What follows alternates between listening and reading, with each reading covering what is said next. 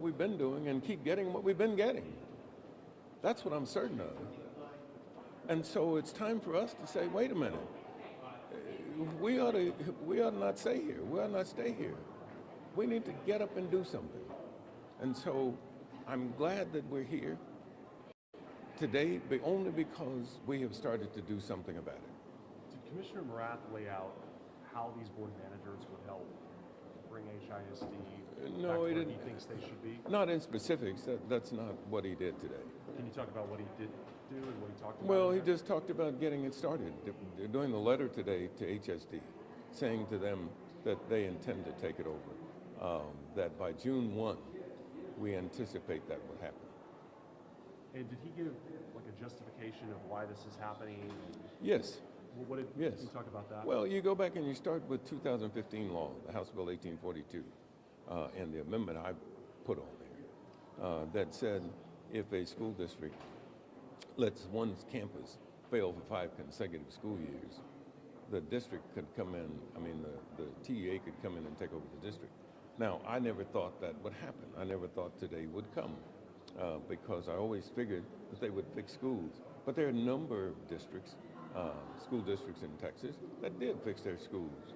There are a number of them, some of them, like HSD, stuck their head in the sands and didn't do anything. Or at least they didn't do enough to eliminate the chronically failing schools. And so that's why we're here. Representative, does the sheer size and complexity of HISD present unique problems for the state compared to some of the smaller districts in which the state has intervened in the past? Well, I would hope not. I don't think that's the case. I think that the fact that, we have 1,200 school districts in the state, and TEA is in charge of with jurisdiction over all of them. I don't think the size would necessarily prohibit us from straightening out the underperforming schools. And so that's what the bottom line is, to how do we do that and to get that done. Did he talk about, there's a lot of anxiety from parents, from students, from teachers about what this is going to mean in the real world, in the ground level? Did he talk about what this means for educators? No, he didn't get into the specifics of all that, and I would just tell people that, look, I realize that the fear of the unknown always causes a lot of anxiety. But I would tell them to just calm down, that we're going to get this worked out, and we're going to eliminate these underperforming schools and give every student a chance. Are there ulterior motives here? Sure, there's the takeover now, but in the future, could this mean something different or worse related to vouchers or other education issues? Well, I don't want to speculate about tomorrow in terms of what somebody else may think. But my thinking is that we're going to go in and we're going to improve these underperforming schools. That's what my thinking is. And so Wheatley and Cashmere, both of which are in my district, both of which have historic achievement levels for many of their students. Me being one of them, I'm a graduate of Wheatley. And so people started creating anxiety by suggesting Wheatley was going to be closed and all that. I've told them before that Wheatley's not going to close as long as I'm in the legislature. That's not going to happen. And so I think a lot of this has been misinformation or disinformation that's been communicated by people who have an ulterior motive and certainly want to keep underperforming schools around. What concerns, if any, do you have about a board being in place, an appointed board, instead of democratically elected? Well, my concern is that if we stay where we are, we're going to keep getting what we've been getting.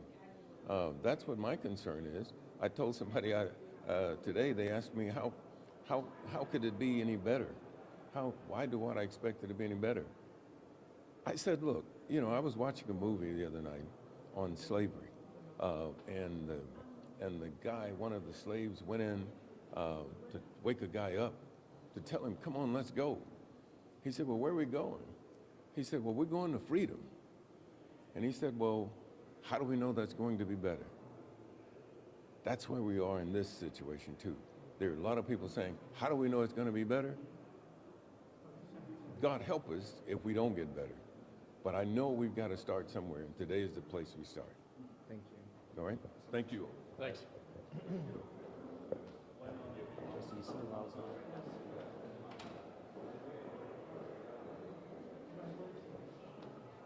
your voice, Miles, move them over.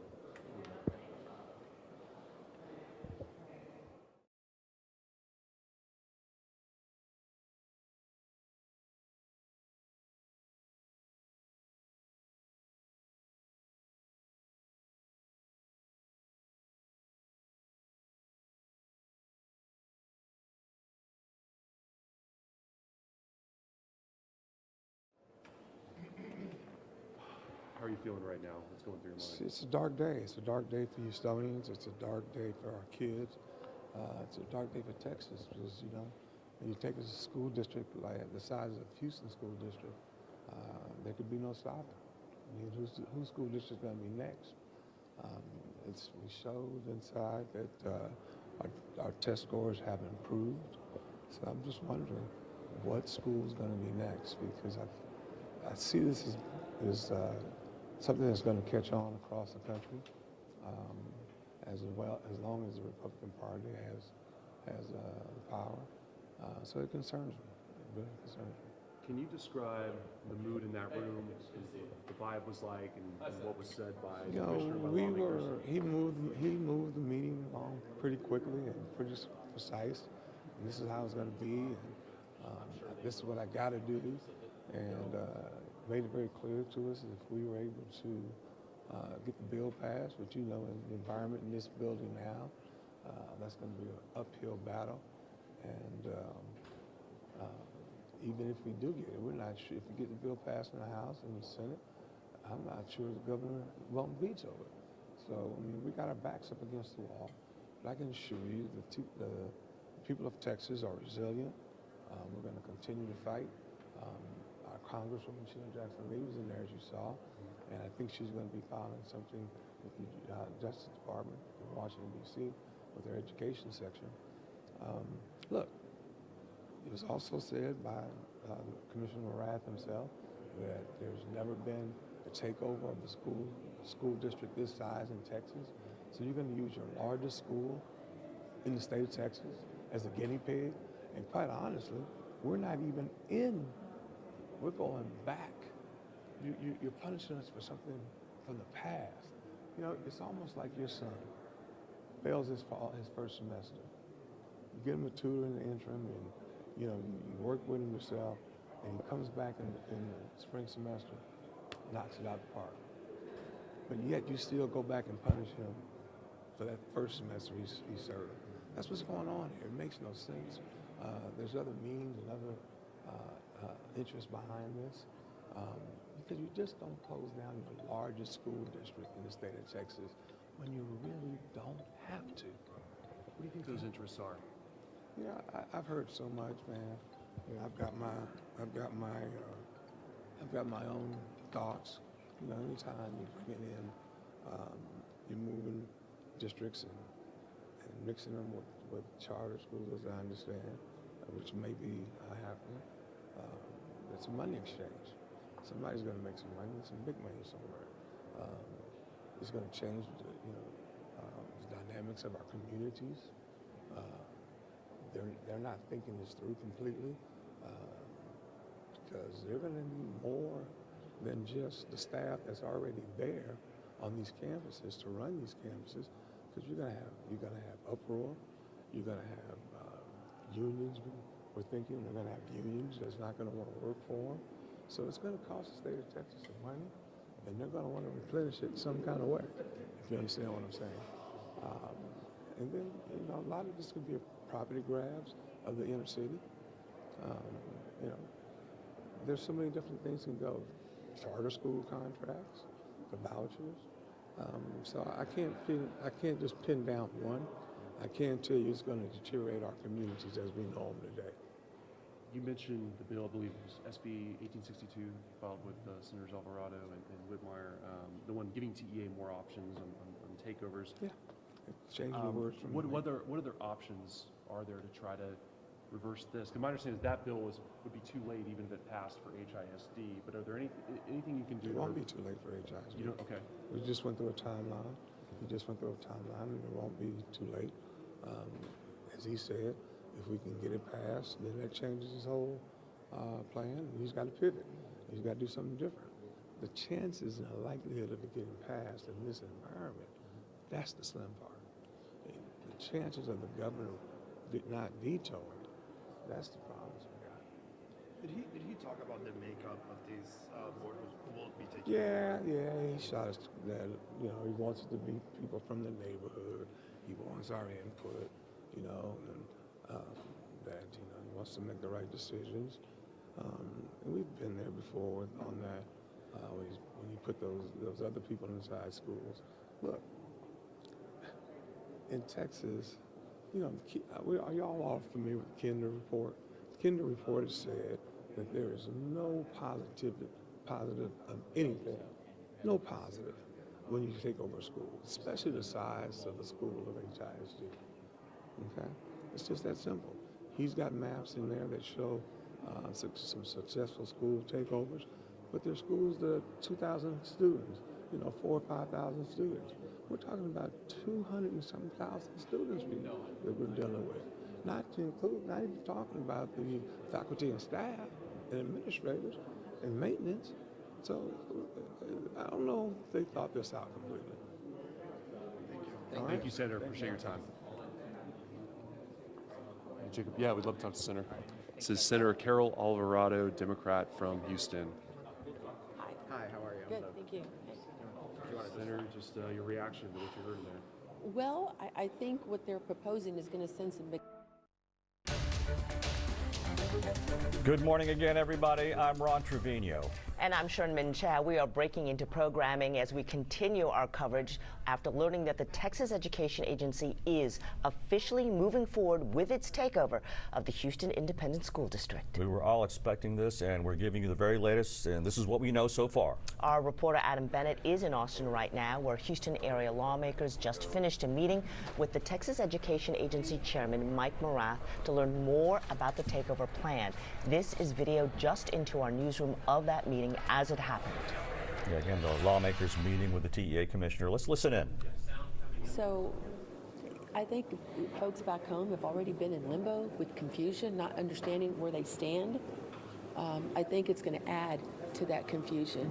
So my hope would be is that we work in a bipartisan way to move our legislation, Senate Bill 1662, forward. So if 1662 passes before the legislative session runs out, that could stave this off.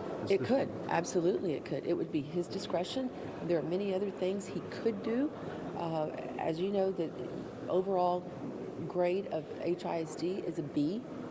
The school that's been in question, that's been the topic of conversation, Wheatley, is a C, is no longer failing. He tried to compare it to other takeovers, but I think that was a very bad example because the school districts that he pointed to had, in one instance, less than 1,000 students, another one had less than 2,000 students. You're talking about the largest school district, almost 200,000 students, and one of the top 5 largest in the country. You know, assuming this does go into effect after May, how will this have a noticeable impact on students in the classrooms, regardless of the politics between the state and the board?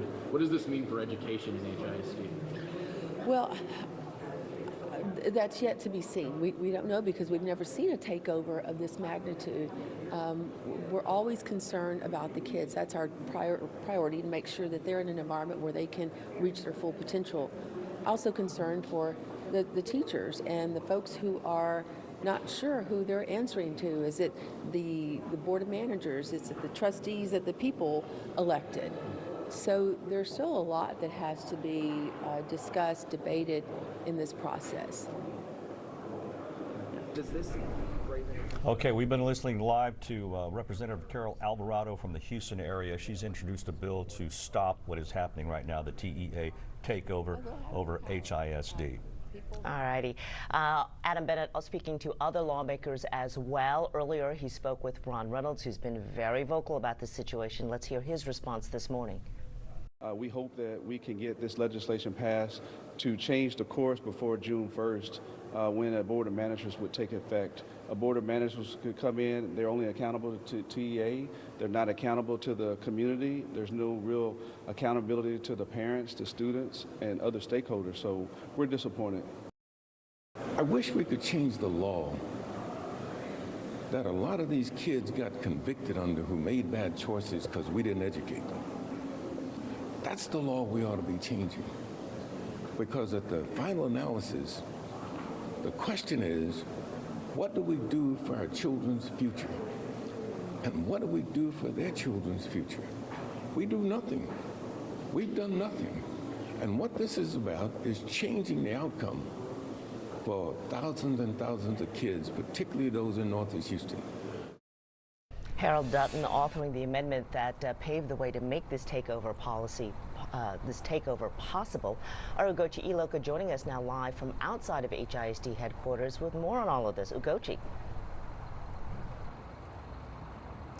Hey, since we broke the news in the last 40 minutes, we've been waiting here at the Hattie Mae Educational Support Center to see if administrators will show up to respond to the official TEA takeover, but we don't expect them to because the building is closed due to spring break. However, we're hanging around here to see if they in fact show up. Here's what we know about the Texas Education Agency takeover. This has been a political and legal back and forth battle for the last 4 years, it being official today. We also know in the last 20 years, TEA has taken over 7 school districts, none though as large as HISD. Now this entire elected HISD school board, along with Superintendent Millard House II, will be removed and replaced with a team of managers that they can apply on the website if interested. Now there were 5 straight years of low academic performance at Wheatley High School, which many have indicated possibly triggered this TEA takeover, but we can report that Wheatley High School, as of now, we're told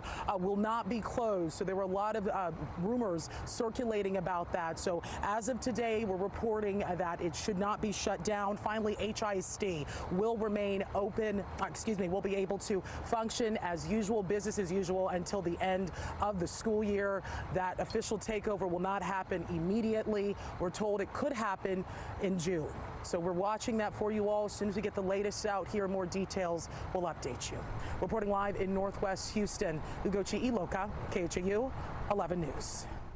All right, thank you, Ugochi. And of course, this big announcement happening during spring break, so lots of folks may be out of pocket while all this is happening. Let's take a closer look at HISD. It is the largest district in Texas, the 8th largest in the United States. HISD has 187,000 students and 274 schools. Here's a look at the school board members who will be replaced. They were all elected by Houston voters to serve on the Board of Trustees. Some parents tell us that they're concerned they'll be losing representation if TEA gets rid of those board members. And this morning we're hearing from TEA Commissioner Mike Morath. Our Len Cannon spoke with him earlier about what changes are coming to the district. It's important to frame this the way the law is structured. I'm not the one leading Houston ISD. What we are doing under this intervention is we are choosing 9 individuals who are Houstonians who will become the Board of Managers, and they will assume all the powers and duties of the elected school board. So it's essentially a shift in local control from the current locally elected board to an appointed board of 9. They then have all the duties and obligations to govern the school system like any governing body in the state of Texas. So they'll oversee the superintendent, they'll set strategic direction, they set budget. Their job as a team is to be focused like a laser on the needs of students above all else. And we'll have more of this interview with Mike Morath later. Here's a bit more about his background. Governor Greg Abbott appointed him to be TEA Commissioner back in 2016. Morath is married with 2 sons and 2 daughters. Before joining the TEA, he served on the Dallas ISD Board of Trustees for more than 4 years. While in Dallas, he spearheaded the idea of converting the district to a home rule charter system. That was a controversial proposal. It did not happen. And Morath graduated from Garland High School, which is right outside of Dallas. Then he graduated in 2 years from George Washington University with a bachelor's degree in business administration. According to his bio, while starting his first company, he was asked to teach advanced computer science at Garland High School after the previous teacher had resigned suddenly. Well, he taught through the school year until a permanent teacher was hired. Morath says he remains amazed at how difficult it is to teach, and as we've noted, to teach well. Absolutely. And you can watch Len's entire sit-down with the TEA Commissioner Mike Morath right now using the KHOU 11 Plus app. It's free to download on Roku and Fire TV. Now, the state's argument for a takeover was Wheatley High School's low accountability rating back in 2019 and problems with the HISD school board that same year. Michelle Choi joins us live from outside Wheatley now. Good morning, Michelle. Hey, good morning, Ron. Yeah, now that we officially know the state will take over Houston ISD, the next big question, of course, for families, teachers, and the district support staff is, will they close any schools? As you briefly heard my colleague Ugochi mention there, according to the Texas Education Commissioner Mike Morath, no, they will not be closing any schools. That includes Wheatley High. Now, this comes after weeks of rumors and questions about the future of this historic school located here in the 5th Ward have been swirling. Now, Ron, as you mentioned, years of the school's poor performance was one of the main reasons talks about this takeover first began back in 2019, when the school once again received a failing grade. Since then, both Wheatley High and HISD as a whole have made great strides, with Wheatley getting a C rating last year and the district reducing the number of its campuses with a D or F rating from 50 schools to just 10.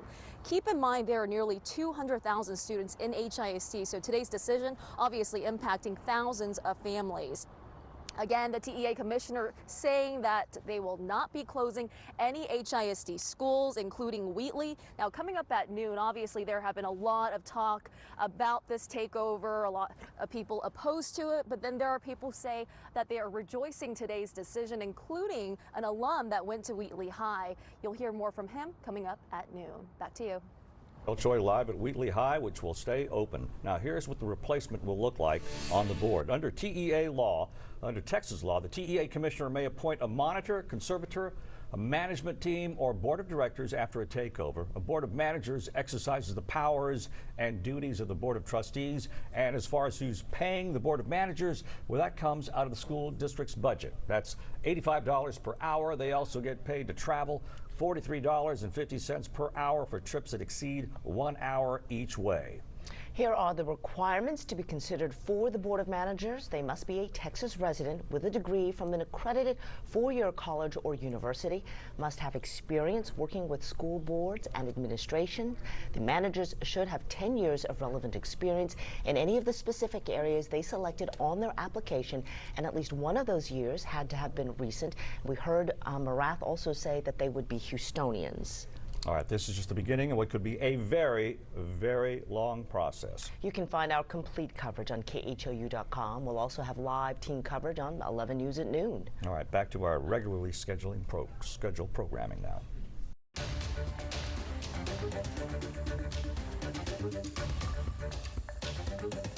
Garrett. I'm going to go $575. $575. All righty, good luck, everybody. Actual retail price, $730. Mason.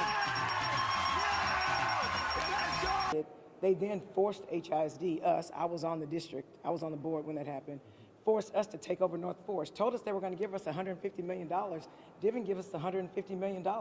So all of a sudden, HISD had to subsume North Forest because they made us do it, didn't give us money, and then they wonder why we don't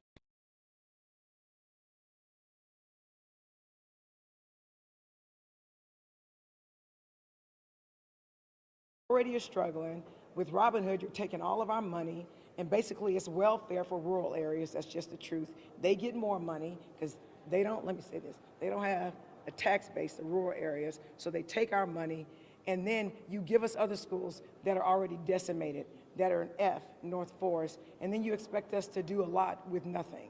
So TEA is putting it on us, and we are exactly in this condition, in this predicament, because of TEA's malfeasance. And no disrespect to Mike Morath, but he was run from the Dallas ID school board.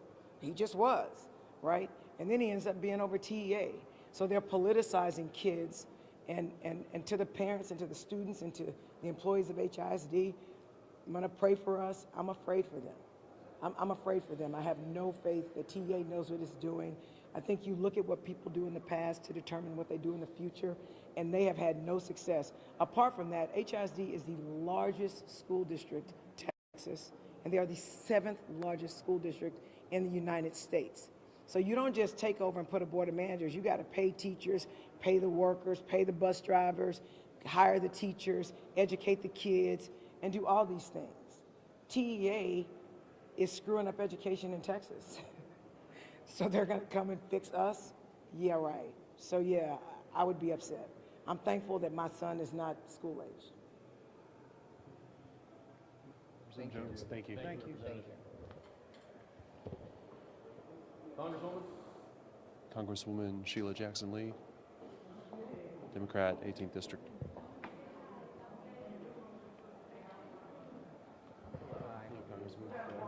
I'm not usually here. Yeah, So you are not. I'm not usually here. What made you show up? Well, first of all, to support the courageous legislators who are having this meeting with Mr. Morath, who I've had to deal with for maybe almost 2 decades, period of time, maybe shorter than that. Seems like it's been that long. To support their work, which is to fight for HISD survival. Then to be able to fight for parents, students, and teachers. I came here because I do think this is a wrong-headed decision. You've heard from a number of legislators. They've made very important points. I am very much supporting the legislation by Senator Alvarado and Miles. But I also think that there is evidence that this is truly not a mandatory decision and posture. And I do think that this could be considered discriminatory on the federal level. The TEA receives federal funding in a large amount. However, TEA or state funding for education has been given on the national level an F. The state of Texas is number 40. They've been given an F in terms of the amount of dollars that they have funded to public education. The governor has an enormous rainy day fund. What is he doing with the rainy day fund? We gave him unbelievable dollars regarding ARPA. What was he doing with those COVID dollars to help improve even during the pandemic? What was he doing with the technology, making sure the schools were connected? That did not happen. So I do believe that this is a federal issue. I am seeking federal intervention. I do believe this is a denial of equal protection under the law. And I frankly believe if the law is read, as has been represented to me, and I'm going to do getting ready to get on the phone with the Department of Education right now. They're calling me in a couple of minutes to give them a report of this meeting and to say that it is imperative that some action is joined with the state legislators' action to help save this school district. Give it resources. Give it a conservator, and let the teachers teach and the children learn. I mean, that's really the key. The key is, do you have the teachers? And all school districts across America are shortchanged on teachers. But you can find ways to supplement teachers by tutorial aids and others to help children come up to score. So my view is that this is a death knell. It is not mandatory. The administrator does not have to do it, commissioner, sorry. And I want to do everything I can for the teachers, parents, and number 1, students. And I think we're not going in the right direction for them.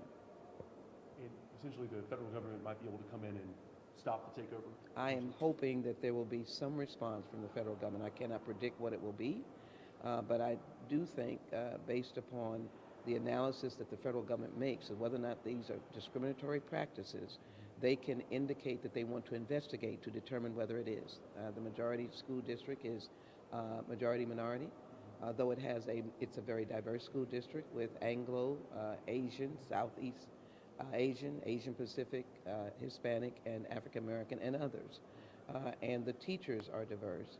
And the question is, can the Board of Managers actually prove that they have been able to manage a district of this size? They have never managed the 7th largest or 8th largest district in the nation and the largest district in the state of Texas. And by the way, most of the takeovers have been on governance and finance. They've not been on academic. And so in a large school district like this, we have a lot of magnet schools, we have a lot of sub-programs. Are they going to be just rolling along on their own? Or is it going to be where the Board of Managers gets into the deep understanding of how this school district must run and how the resources must be given? I think the other point of concern, are they about money? They will be paid. And then will they make decisions of closing schools and selling property so we can never come back? Will they be closing neighborhood schools? My fear is that that is what they will be doing. He has no answers. The commissioner has no answers. He has no answers as to what direction the Board of Managers will go in. They're not elected, so the direction they go in can be something completely opposite of what parents want to go in. Will they change an all-music school that has been historically an outstanding producer of great musicians and say, you know what, I think you all just need to do the 3 R's, reading, writing, and arithmetic?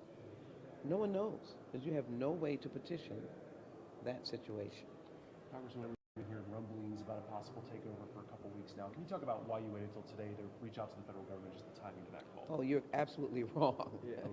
You wrote a letter to them. I have been reaching out to the federal government since this issue was before us in previous administrations and today. And my letter has gone out, and we have been in conversations with the federal government now for many, many weeks. And I just added another letter with 9 members of the United States Congress, and the list in formation, meaning more members coming on.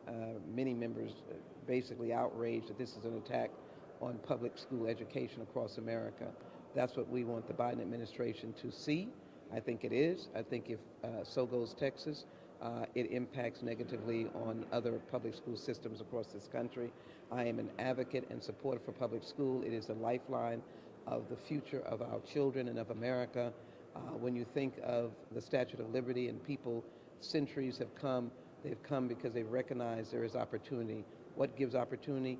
Schools and education and access to education. So I think this is clearly a federal issue. And if there is confusion with the legislation, if there is a question that it is not mandatory, and even under the Texas Education Code, it shows that you must have 2 components to it. You must have the grade under C, and you must have the time frame. And right now, Wheatley High School has a grade of C, so you don't have any responsibility to close or to put under the Board of Managers HISD. And I want to support and salute the state representatives and the state senators. They are doing everything they can. I just want to be another asset and another help, along with my colleagues in Washington, to say that public education is crucial. It's a crisis of what we're doing here, and you can't do this in the dark of night. You just can't do this where the nation doesn't know what's going on. This is going to be in the Washington Post, the New York Times. They're going to be asking, what is going on in Texas? You mean Texas cannot take care of its own school districts and its own children by way of the elected board? That's what the question is going to be. And I don't think most people understand what a Board of Managers is and the impact of it. I will say in closing, a Board of Managers is an unelected body that has no boss. It has a single person, the commissioner, and no parents can and will be heard. No teachers and support staff can and will be heard. No local community leaders, mayors and otherwise, can and will be heard.